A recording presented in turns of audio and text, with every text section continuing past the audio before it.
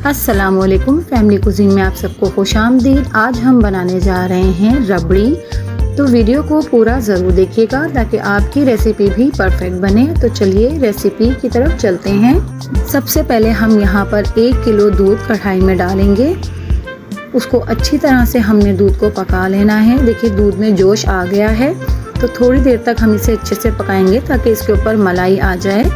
तो यहाँ मेरे दूध पर मलाई आ चुकी है, तो मैं इसकी मलाई को एक साइडों पे स्पून की मदद से करती जाऊंगी। देखिए इस तरह से मलाई को हम साइडों में लगाते जाएंगे तो ये हमारी रबड़ी में बहुत अच्छे से लच्छे बनकर तैयार होंगे।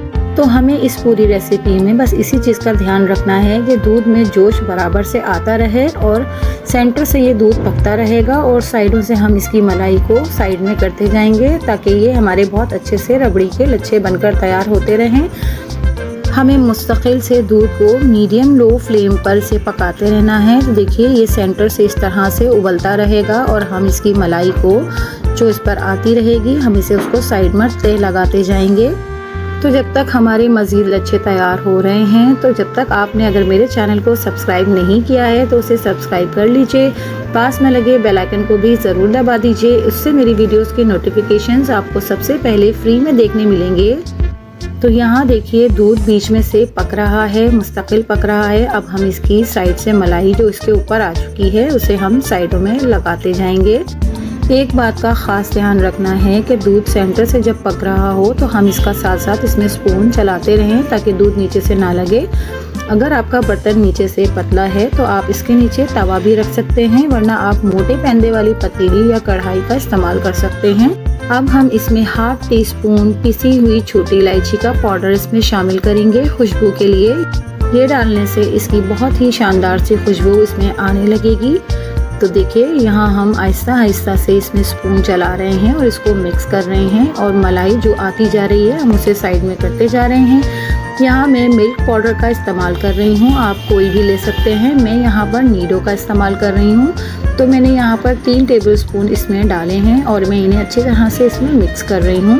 पाउडर मिल्क डालने से इसका फ्लेवर और भी मज़ेदार सा हो जाएगा। तो इसे अच्छी तरह से मिक्स कर लीजिएगा ताकि इसमें ये नीचे गुठलियों की सूरत में ना रह जाए। अब मैं यहाँ पर 1 कप भरकर चीनी का डालूंगी और इसे अच्छी तरह से पकाएंगे ताकि चीनी यहाँ पर डिज़ोल्व हो जाए। साथ साथ हम मलाई को भी साइडों में करते चले जाएंगे। तो देखिए यहाँ हमारी रबड़ी बनकर तैयार हो गई है। हम इससे ज़्यादा गाढ़ा इसे नहीं करेंगे क्योंकि ये ठंडी होकर भी मज़ीद गाढ़ी हो जाएगी। तो अब हम इसके साइडों से देखें ये कितने अच्छे से लच्छे बनकर तैयार हुए हैं और बहुत ही मज़ेदार सी लजीज सी रबड़ी बनकर हमारी तैयार हो गई है। अब हम इन लच्छों को इसमें मिक्स करेंगे। तो हम इसको साइडों से स्पून की मदद से निकाल लेंगे।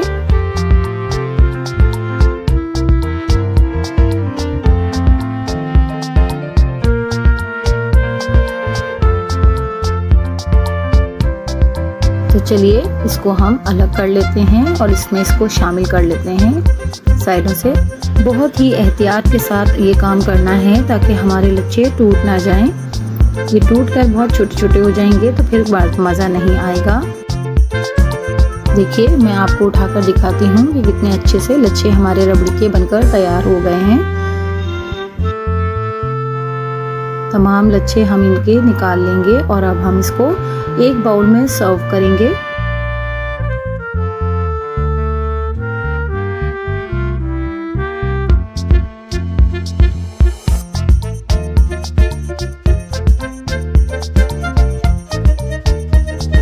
मैं यहाँ इसे एक बाउल में निकाल रही हूँ। आप देख सकते हैं कि इसके कितने अच्छे से लच्छे हमारे बने हैं और ये बहुत ही मज़ेदार सी रबड़ी बनकर तैयार हुई है। आप इसे ज़रूर ट्राई कीजिएगा और कमेंट्स के ज़रिए अपना फीडबैक भी ज़रूर दीजिएगा।